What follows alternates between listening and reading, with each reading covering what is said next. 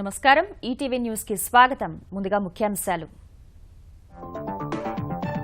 Telangana budget ఖచ్చితత్వంపై CAG సందేహాలు 2015-16 నివేదికలో విశ్లేషణ ప్రణాళికల అమలు సరిగా లేదని ఆక్షేపణ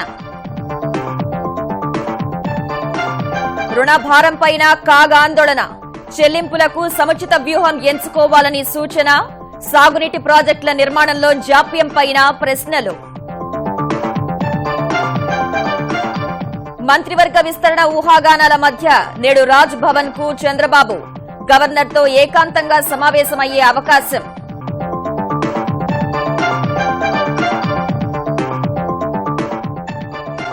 పోటీ పరీక్షలకు 1 నిమిషం నిబంధన ఎత్తేసే యోచనలో ఆంధ్రప్రదేశ్ పావుగంట వరకు అనుమతివ్వాలని ప్రాథమిక నిర్ణయం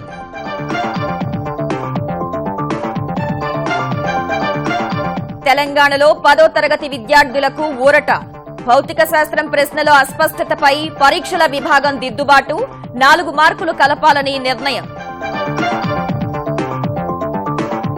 ఈ ఏడాది రుతుపవనాలపై ఎల్నినో ప్రభావం సాధారణం కంటే తక్కువ వర్షాలే నమోదవుతాయని వాతావరణ అధ్యయన సంస్థ అంచనా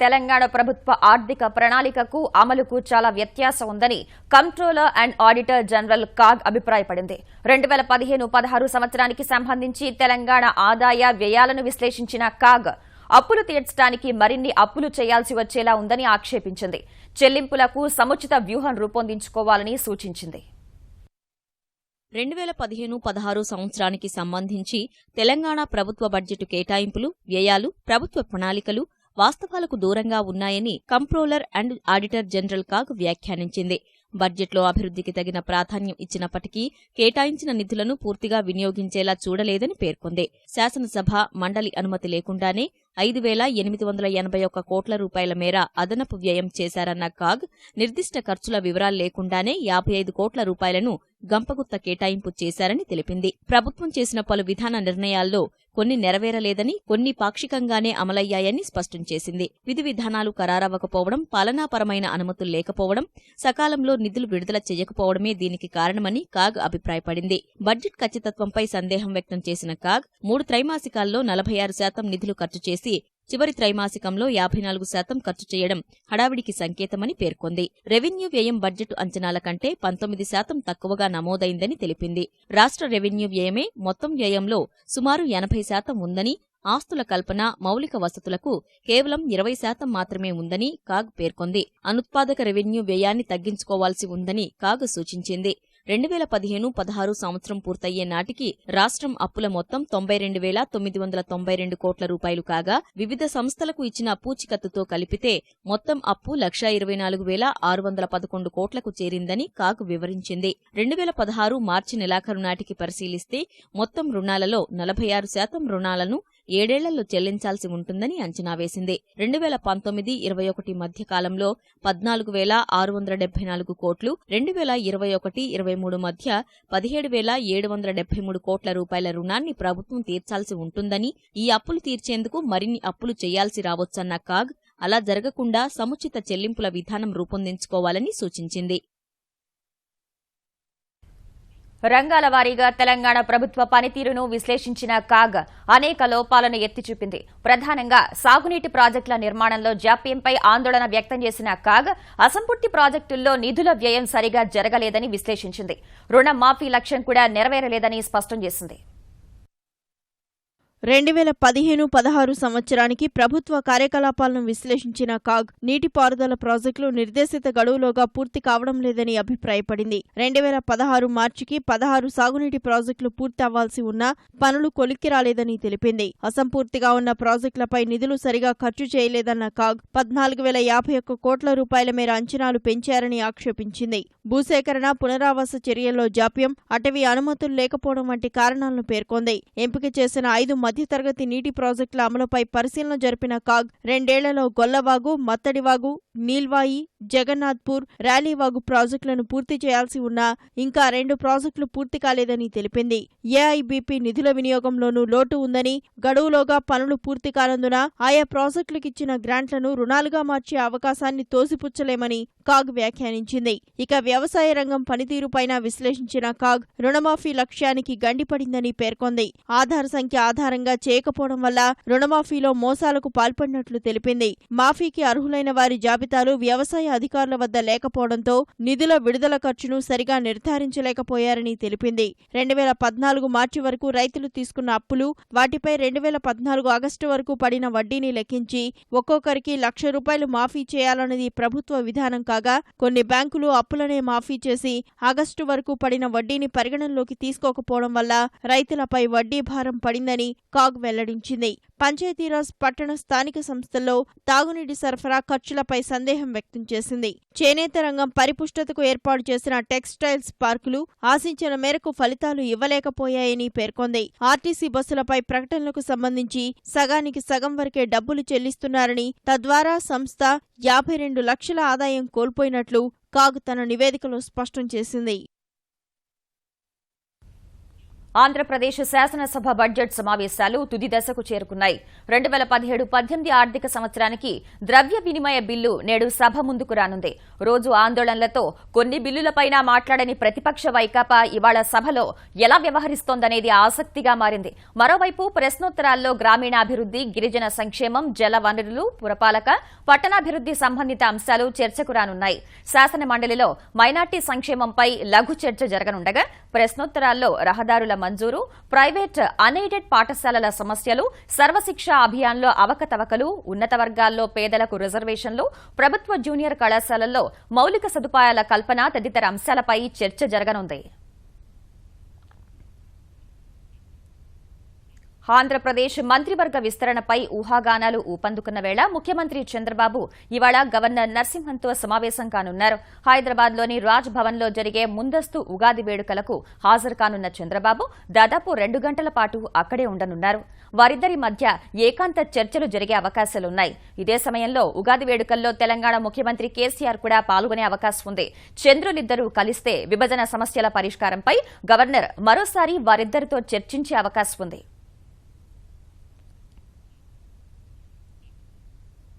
ఈ ఏడాది నుంచి ఆస్తి పన్నుపైన విధించే జరిమానాలను మాఫీ చేయబోమని తెలంగాణ పురపాలక శాఖ మంత్రి కేటీఆర్ స్పష్టం చేశారు.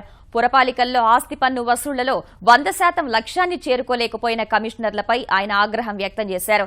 శాసనసభ కమిటీ హాల్లో సంగారెడ్డి, మెదక్, సిద్దిపేట జిల్లాల ఎమ్మెల్యేలు, ఎంపీలు, పురపాలక కమిషనర్లతో సమీక్ష నిర్వహించిన కేటీఆర్ అభివృద్ది కార్యక్రమాల్లో ముందుండే మున్సిపాలిటీలకు ప్రత్యేక నిధులు కేటాయిస్తామన్నారు. వచ్చే ఏడాదిలోగా అన్ని పట్టణ కేంద్రాలకు మిషన్ భగీరథ జలాలు ఇస్తామన్న కేటీఆర్ ఈ ఏడాది ప్రత్యేకంగా బోరుబావుల తవ్వకానికి నిధులు ఇచ్చేది లేదని స్పష్టం చేశారు. పురపాలికల్లో తాగునీటి ఎద్దడి లేకుండా చూడాల్సిన బాధ్యత మున్సిపల్ కమిషనర్లదేనన్న మంత్రి అవసరమైతే స్థానిక సంస్థల వద్ద ఉన్న నిధుల్ని వాడుకునేందుకు స్వేచ్ఛ ఇవ్వాలని ప్రతిపాదించారు. ఎన్ని ట్యాంకర్లు అవసరమైనా వెనుకాడకుండా సరఫరా చేయాలని స్పష్టం చేశారు.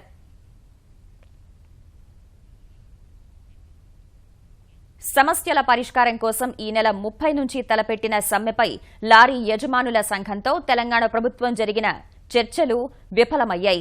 సంఘం ప్రతినిధులతో 2 గంటల పాటు చర్చలు జరిపిన రవాణా శాఖ మంత్రి మహేందర్ రెడ్డి సమ్మె నోటీసులో పేర్కొన్న 6 డిమాండ్లలో రాష్ట్ర ప్రభుత్వ పరిధిలోని అంశాలను పరిష్కరించేందుకు కమిటీ వేస్తున్నట్లు ప్రకటించారు. బీమా రుసుము, డీజిల్ ధరలు తగ్గించాలనే అంశాలు కేంద్ర పరిధిలోనివని మంత్రి స్పష్టం చేయగా, అయితే ప్రభుత్వం నుంచి కేంద్రానికి ఓ లేఖ రాయాలని యాజమాన్యాలు కోరాయి. రాష్ట్ర పరిధిలోని డిమాండ్ల పరిష్కారానికి వేసే కమిటీ నిర్ణయాలను బట్టే తమ స్పందన ఉంటుందని, అప్పటి వరకు సమ్మెపై వెనకడుగు వేసే ప్రసక్తే లేదని తేల్చి చెప్పాయి.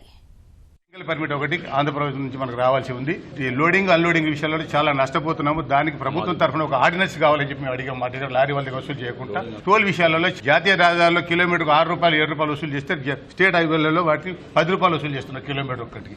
దాన్ని మన స్టేట్ గవర్నమెంట్కు మేము తగ్గించమని చెప్పుకోవడం జరిగింది. ఓవర్లోడ్ చేసేటప్పుడు యజమాని కంటే ముందు ఓవర్లోడ్ ఎవరైతే చేస్తారో వారి మీద యాక్షన్ తీసుకోమని చెప్పి కేంద్ర ప్రభుత్వంతో దక్షిణాది రాష్ట్రాల సంఘం మాట్లాడిన తర్వాత వాళ్ళు విరమించినా మేము మాత్రం రాష్ట్ర ప్రభుత్వ ఒప్పందాలు జరిగేంత వరకు కూడా మేము విరమించేది లేదు.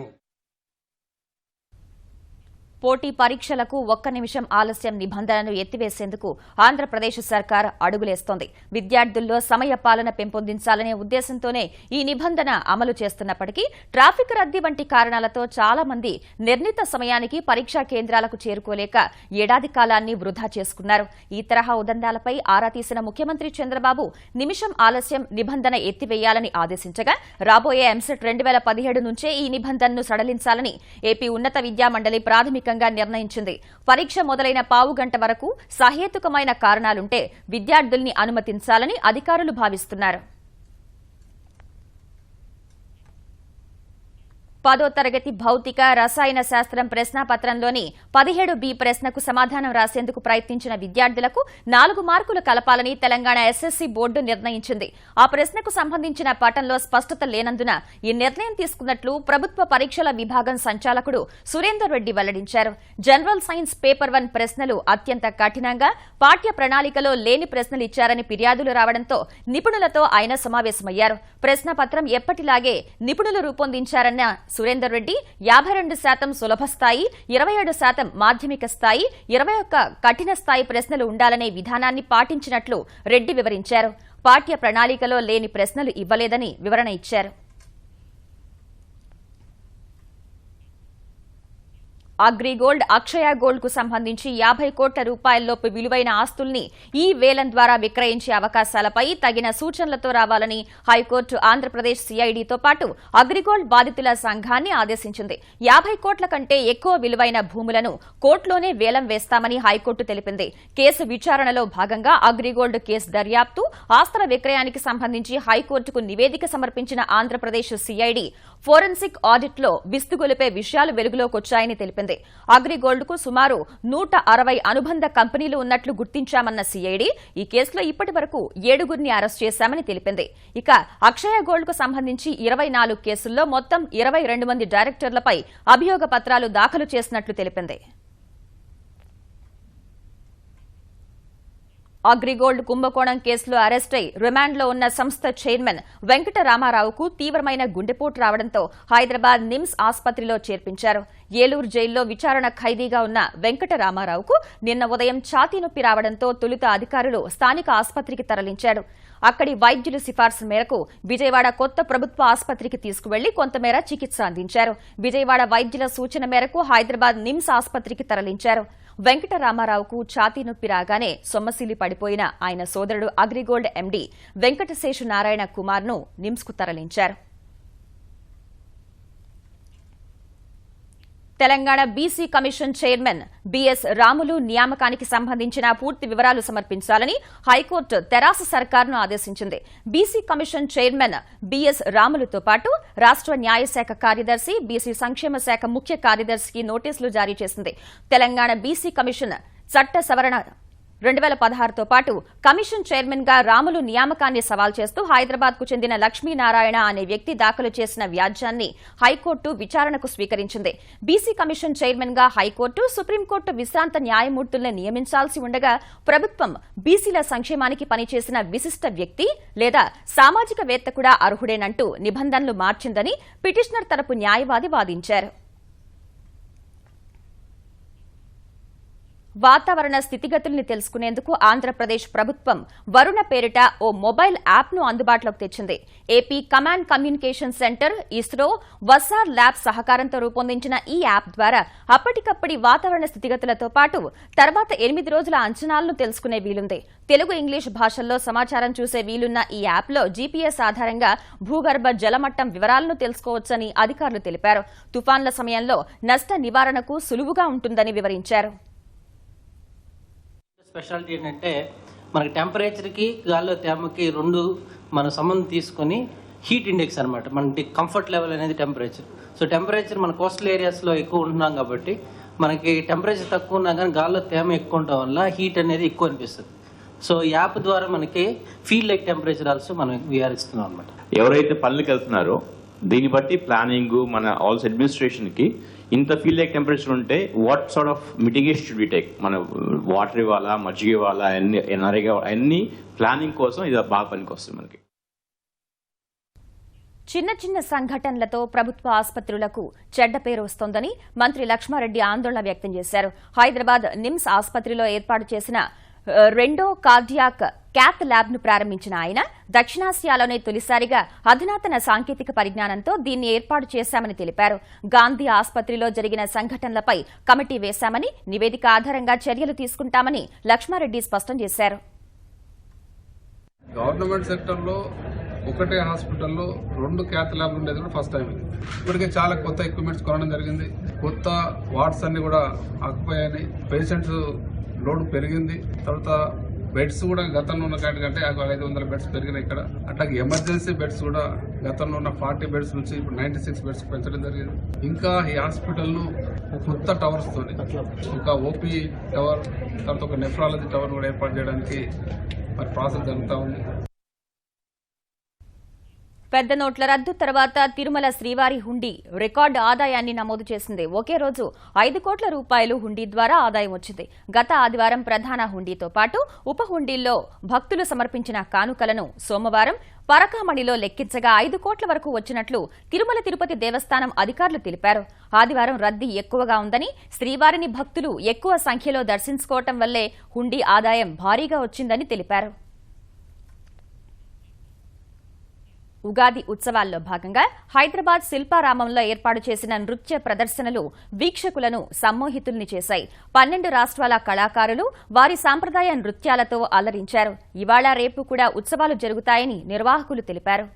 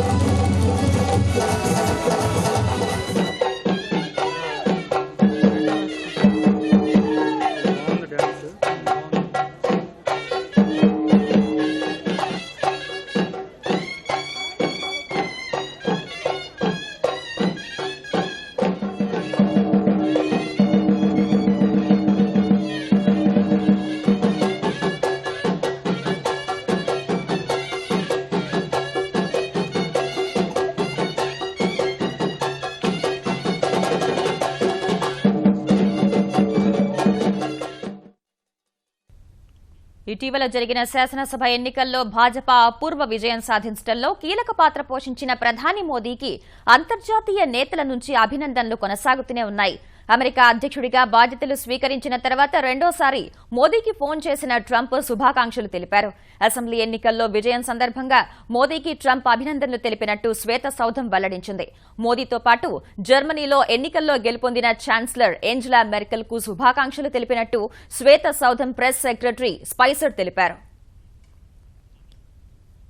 ఉత్తరప్రదేశ్లో అనధికారికంగా పనిచేస్తున్న కబేళాలను మాత్రమే తొలగిస్తామని ఆ రాష్ట్ర ప్రభుత్వం స్పష్టం చేసింది. ఈ మేరకు కబేళాల తొలగింపుపై సందిగ్ధతకు తెరదించిన ముఖ్యమంత్రి యోగి ఆదిత్యనాథ్ సర్కార్ అన్ని అనుమతులు తీసుకుని నిర్వహిస్తున్న వారికి ఎలాంటి భయం అవసరం లేదని తేల్చి చెప్పింది.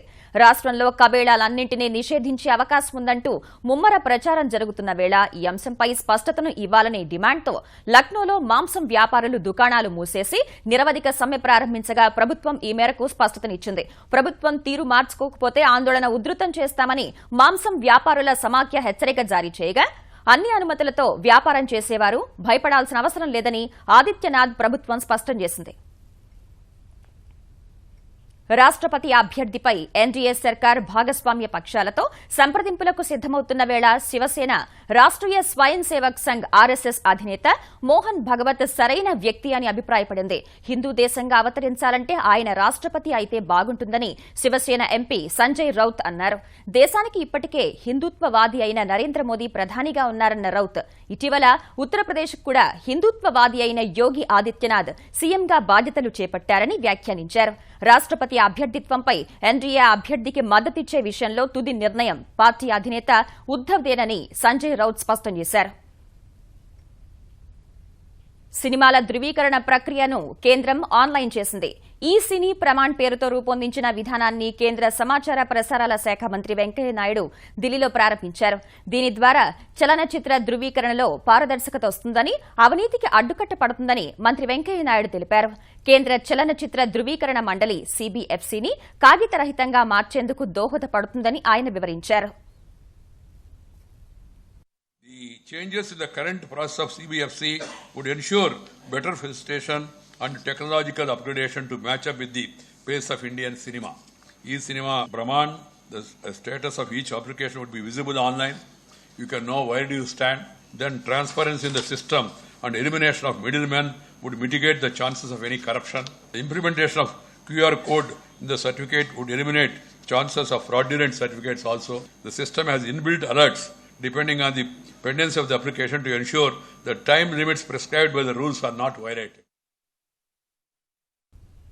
ఈ ఏడాది రుతుపవనాలపై ఎల్ నినో ప్రభావం ఉండే అవకాశాలు కనిపిస్తున్నాయి. ఈసారి సాధారణం కంటే తక్కువ వర్షపాతం నమోదవుతుందని స్కైమెట్ వాతావరణ సంస్థ ప్రకటించింది. పశ్చిమ భారతంలో వర్షాభావ పరిస్థితులు ఏర్పడతాయని అంచనా వేసింది. ఎల్ నినో నైరుతి రుతుపవనాలపై ప్రతికూల ప్రభావం చూపనుందని వెదర్ రిస్క్ అనే మరో ప్రైవేటు వాతావరణ సంస్థ తెలిపింది. అయితే నైరుతి రుతుపవనాల తొలి అర్ధభాగంలో వర్షపాతం ఆశించిన స్థాయిలో ఉండొచ్చని, రెండో అర్ధభాగంలో తక్కువ వర్షపాతం నమోదయ్యే అవకాశం ఉందని స్కైమెట్ సీఈఓ జతిన్ సింగ్ తెలిపారు. గుజరాత్, కొంకణ్, గోవా, మధ్య మహారాష్ట్ర, కర్ణాటక, కేరళ, తమిళనాడులో సాధారణం కంటే తక్కువ వర్షపాతం నమోదవుతుందని వివరించారు. ఒడిశా, జార్ఖండ్, బంగాల్లో సాధారణ వర్షపాతం నమోదవుతుందని జతిన్ తెలిపారు. ఎల్ నినో ప్రభావం జులై తర్వాత ప్రారంభమవుతుందని చెప్పారు. ఏప్రిల్లో ముందస్తు రుతుపవనాల కారణంగా కురిసే వర్షాలు తక్కువగా నమోదవుతాయని, దీని కారణంగా ఎండల తీవ్రత అధికంగా ఉంటుందని వివరించారు. ఇక ముఖ్యాంశాలు మరోసారి. తెలంగాణ బడ్జెట్ ఖచ్చితత్వంపై కాగ్ సందేహాలు. 2015-16 నివేదికలో విశ్లేషణ, ప్రణాళికల అమలు సరిగా లేదని ఆక్షేపణ. రుణభారంపైన కాగ్ ఆందోళన, చెల్లింపులకు సముచిత వ్యూహం ఎంచుకోవాలని సూచన. సాగునీటి ప్రాజెక్టుల నిర్మాణంలో జాప్యంపైన ప్రశ్నలు. మంత్రివర్గ విస్తరణ ఊహాగానాల మధ్య నేడు రాజ్ భవన్ కు చంద్రబాబు. గవర్నర్తో ఏకాంతంగా సమావేశమయ్యే అవకాశం.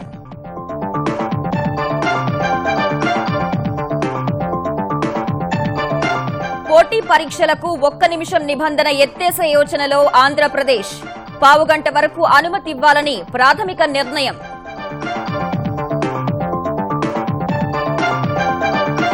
తెలంగాణలో 10వ తరగతి విద్యార్థులకు ఊరట. భౌతిక శాస్త్రం ప్రశ్నలో అస్పష్టతపై పరీక్షల విభాగం దిద్దుబాటు, 4 మార్కులు కలపాలని నిర్ణయం. ఈ ఏడాది రుతుపవనాలపై ఎల్ నినో ప్రభావం, సాధారణం కంటే తక్కువ వర్షాలే నమోదవుతాయని వాతావరణ అధ్యయన సంస్థ అంచనా.